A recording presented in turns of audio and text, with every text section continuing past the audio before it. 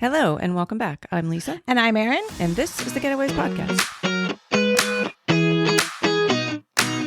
So we had a big day yesterday. Oh, we did. We went, Post-Thanksgiving weekend. Yeah, we went to Efteling, which is I guess one of the biggest, right? Isn't it? It's amusement parks in the Netherlands. Yeah.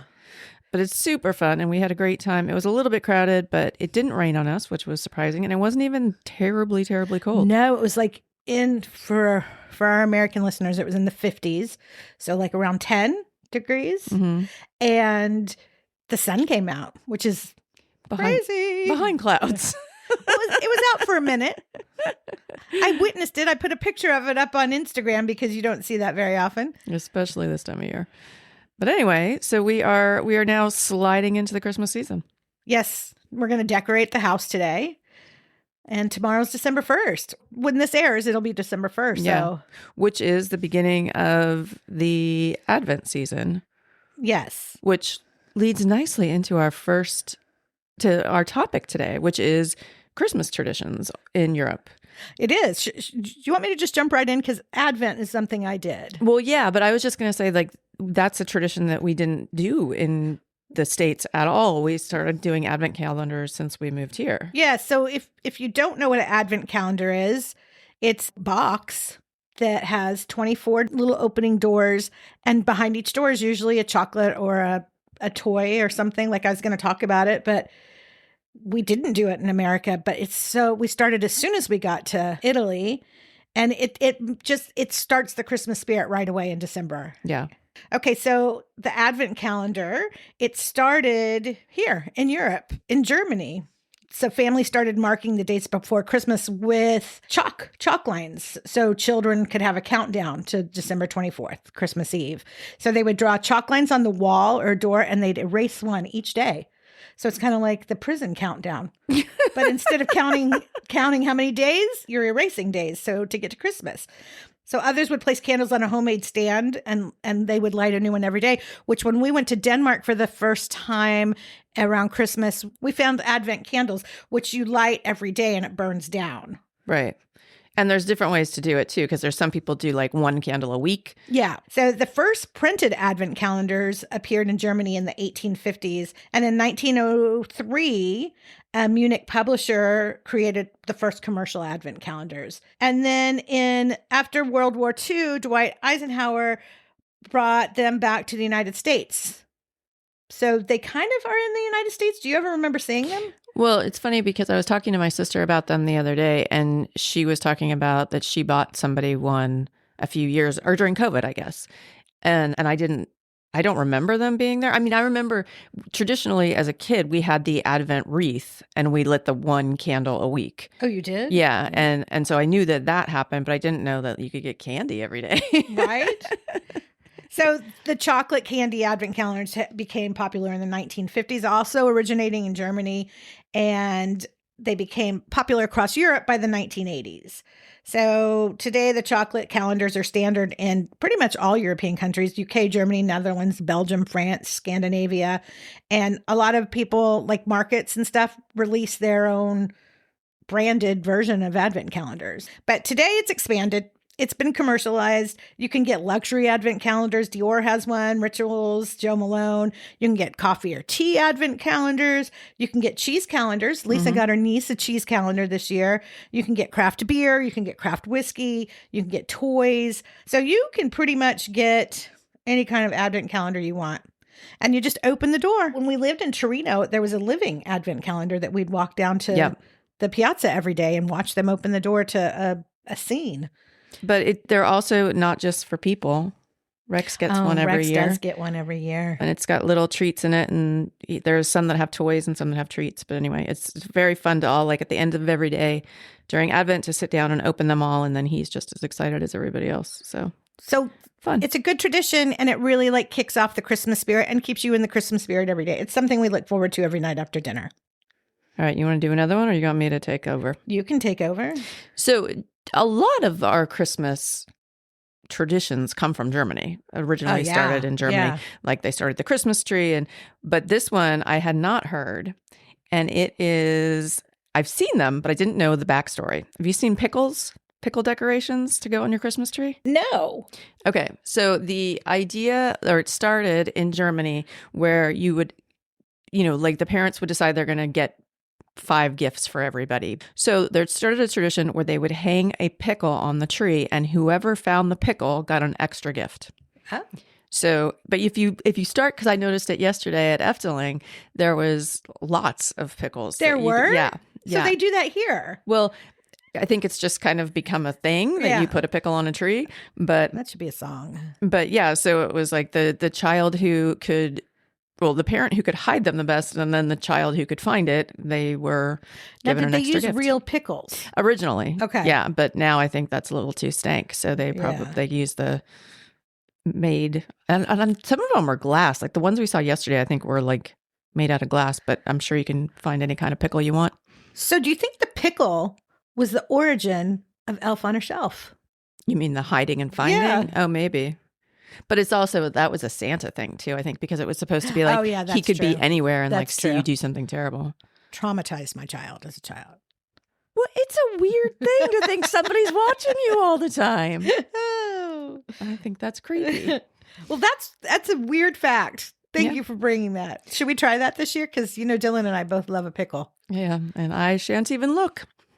All right, so I'm just going to go through Christmas. I mean, do you think Christmas obviously started with Jesus's birth, but do you think that the celebration of Christmas, it really started here in Germany, especially, right? Well, Christmas markets started here and in Germany. I can say that with authority, but Europe has more than 2,500 Christmas markets across the continent. Did you know that? I didn't know it was that many, no. And Germany hosts over 150 major markets alone, which that makes sense, but that's a lot of markets. So, but is that like, okay, so in Cologne, like for example, there's like 4 or 5 markets. So that's counting them all individually? Yeah. Strasbourg Christmas Market, which is like considered the capital of Christmas. It hosts 2 million visitors a year. Yeah. I mean, it gets crowded there. Vienna has more than 20 markets across their city. We only saw 3. Where are the other 17? Well, we were there after Christmas. Oh, yeah, that's true. That's true. Copenhagen's Tivoli Gardens has 1 million visitors during the Christmas season, and we will be one of them. We will be 3 of them. Prague's Old Town Square is 70 to 80 feet tall. The tree. Okay. Sorry. Prague's Old Town. Lapland, which we've been to, receives over 500,000 winter visitors, which it's small. There's not a lot of places to stay there. So that seems like a lot, mainly to go see Santa and all their Santa in the Santa's Village way up in Lapland. Yeah. Cologne hosts 7 Christmas markets and welcomes nearly 4 million visitors each year. So why is Cologne not the capital of Christmas? I don't know. That's a good question. Budapest markets were voted the best in Europe several times in the last decade, which we have not been to. We need to go. We do. And over 90% of European countries celebrate December 24th as the main family day instead of December 25th. Well, which that was in my research too, because did you open gifts on Christmas Eve growing up? No. Not sometimes towards like our teenage years, sometimes they would let us have one. But usually no. Yeah, so that's how we were too. And then it was always Christmas morning was the big deal. But like for the most part, I feel like countries celebrate here on the 24th. Well, so can we open presents on the 24th this year? Oh. Because then what do we do on Christmas? Eat. But yeah, no, I was kind of surprised that like Finland does Christmas Eve and then the next day is just sort of chilling. And do they do Boxing Day in the rest of Europe, or is that just the UK? Oh, I didn't look into Boxing Day. I'm not sure. Well, it's St. Stephen's Day. So I think that like Catholic countries would celebrate St. Stephen's in the same way that Italy does, right? Because boxing is more UK. Oh, yeah. Yeah. All right. But one other thing about Finland. Hit me. So there is a ceremony in a city called Turku, I think is how you say it. It's a special ceremony that happens that you can watch all over the country on TV. But at that ceremony, it is deemed on Christmas Eve to be the beginning of the Christmas peace period. And that lasts from midday on Christmas Eve for 20 days. Oh. And then But what does that mean? It's just supposed to be a time of peace and togetherness. Okay. And then all the way into January. Yeah, for 20 days. Nice. And then, Epiphany is the end of the season for a lot of countries, right? So January 6th. January 6th, yeah, which I'll circle back to in a second. But finishing up with Finland. So then Father Christmas is known as, I don't even know how to say it, but it means Christmas goat. And that is because some people dress up with goat masks when they deliver their gifts to each other. So look out for the Christmas goat, people. I don't know how I feel about that. I know. Okay, so let's go a little more history of things. Mistletoe. Mistletoe. Like I had why do we kiss under it? How did that become like a Christmas thing? And the thought started in the 1700s in the UK. And here's an interesting thing. The plant is parasitic. So it has to grow with another plant. It cannot grow on its own. It cannot be a bush. It cannot be a tree. Like it always has to grow on something else. But there are male and female plants in mistletoe. And the males have the berries and the females do not. The females are always getting the shaft, aren't they? They are evergreen. So I guess that's one reason why they're very popular, where it's popular during the winters, because they never lose their color, they never lose their leaves. And mistletoe has been seen as a symbol of fertility and life, which is why people kiss under it, to try and bring themselves into the luck for fertility and perpetual life. And then some people in France give it as a gift for prosperity and good luck. At Christmas time? Yeah. Or just all the, okay. No, at Christmas time. Or do you have more? I have a lot more. Okay, go ahead. So I've got some unique European traditions. Okay. St. Nicholas Day.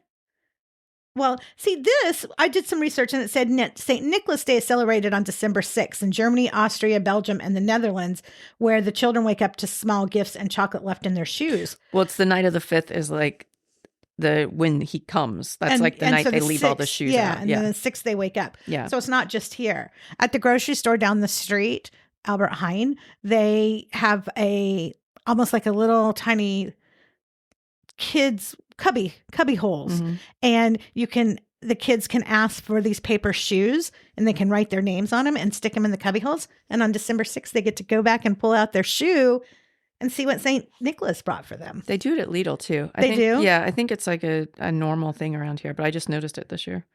Okay, I don't know if you've seen this on social media, but in Austria and Germany and northern Italy, they have Krampus. And obviously that was a movie, a horror movie, but they have Krampus runs. And in early December, there's like events with like Krampus is chasing naughty kids around the square. Like, I really want to go to one of those. Well, they have parades and stuff too in some places. I've seen they're those. Scary. Yeah. And they're big. Yeah. And they're carrying like whips. Yes. And yes, that's my kind of town. Why have we never gone to celebrate a Krampus? I will dog sit here for you.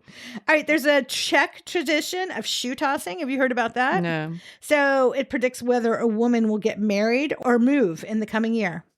Oh. On Christmas Eve, unmarried women throw a shoe over their shoulder, and if it lands pointing towards a door, it means they'll either get married or move out soon. So I wonder if that has any correlation to throwing the bouquet at a wedding. Oh, yeah, because you do that over your shoulder. That must have been where it started, right? Another weird kind of tradition is in Catalonia in Spain. They have a thing called the pooping log. Have you heard of this? Yes. Okay. They feed a wooden log named Tio de Nadal all through December, and on Christmas Eve, the children beat it with sticks until it poops out gifts and candy. Well, you're supposed to cover it with a blanket, too. Oh, they did. Yeah, so it's like the origination of the piñata? I've never heard of a piñata pooping out candy. Yeah, but you beat it until it breaks open. No, I guess so. And then in Iceland, we've talked about this one before. Big cat? Big cat, Yule lads, and the Christmas cat. And Iceland has 13 mischievous troll sons who visit kids one by one. And their giant pet, the Yule cat, is said to eat anyone who doesn't receive new clothes for Christmas. I just love that one. But they get 13 days of gifts. They do? Yeah, the kids leave their shoes out for 13 days leading up to Christmas. And then the Yule lads come down from the mountains and leave them treats. Or if they're bad, rotten potatoes. Rotten potato? Rotten potatoes. That's awesome. Finnish families visit saunas on Christmas Eve. Mm-hmm. I'm down for that. I think they do that every day when it's cold. Yeah, well, it is. Polish families place hay under the tablecloth and wait to see the first star before starting Christmas Eve dinner. All right. In Denmark, families dance around the tree after dinner while singing carols. And in the UK, obviously, Boxing Day traditions include leftover sandwiches, shopping, and football matches. So the same as December 26th for us. Right. But I guess maybe their malls. Do their malls open? Is it crazy on Christmas 26 like it is in America? Do they In the UK? Yeah. I don't think things are open. So that's the big difference. Yeah. Okay. And then I think the only other one that I have that I really had no idea about is that Norway gives the UK a Christmas tree every year, which is the one that's in Trafalgar Square. And it is supposed to be a way of Norway thanking England for helping them during World War II. Oh, well, that's really nice. Yeah. Isn't that interesting? I like that. And they also have a creature that's like a goat. What's up with the goats in Scandinavian countries? I don't know. But the goat, it's Julebuk, something like that. He is a present-carrying gnome that kind of resembles a goat. Okay. Yeah, I think that's all I've got. I've got some food facts about Christmas time around Europe. Okay. Germany consumes more than 30 million stolen loaves during Christmas. Not a surprise. They're really good. Italian households bake dozens of panettone each year, and the country now exports millions abroad due to global demand. Also not a surprise because panettone is one of my favorite things about Christmas. Yeah. And that has become a tradition for us too. Yeah, and I had no idea about it when I lived in America. So if you're in America, I think you can get them on Amazon. And in the bigger cities where there's an Italy, they'll have them for sure. Well, they have them at Trader Joe's, but they're the traditional Classica, which is not my favorite, which is with the dried fruit and nuts. And I much prefer the chocolate. Yeah. Francis Bush Noel is one of the most common holiday desserts inspired by the tradition of burning a large Yule log. I made one last year. They're really good. They are. Swiss Christmas markets are known for the raclette, which obviously we know, and mulled wine and sausages, but so are German. That's kind of just like everywhere, kind of right? a standard of Christmas market, yeah. Belgium, now this is not going to be a surprise, sells more than 9 million boxes of chocolate during December alone. And in Czech, Vanoka bread is braided in a specific 7-layer pattern that symbolizes protection. In the Czech Republic? Mm-hmm. Yes, in the Czech Republic. I don't. The Czech. I think that might be all I have. All right. I think it's interesting too that like everybody has a different calls the idea of Santa Claus something different. Like in the Netherlands, it's Sinterklaas, which you said comes on the 6th. And then, or comes on the night of the 5th, so that you get your presents on the 6th. And then Italy has Befana, and she comes on the night of the 5th. So you wake up to the 6th, the Epiphany, with shoes full of treats or coal if you're a bad child. But she is an old sort of ugly witch, and they say that that's because she is the old year leaving and sort of like wiping away and starting afresh for the new year. So. If you know some other Christmas traditions in Europe that we haven't found yet, let us know because we're all about it. All right. Well, thanks for listening. Check out the website at www.thegetawayswithaz.com. And we'll see you next time. Bye. Bye.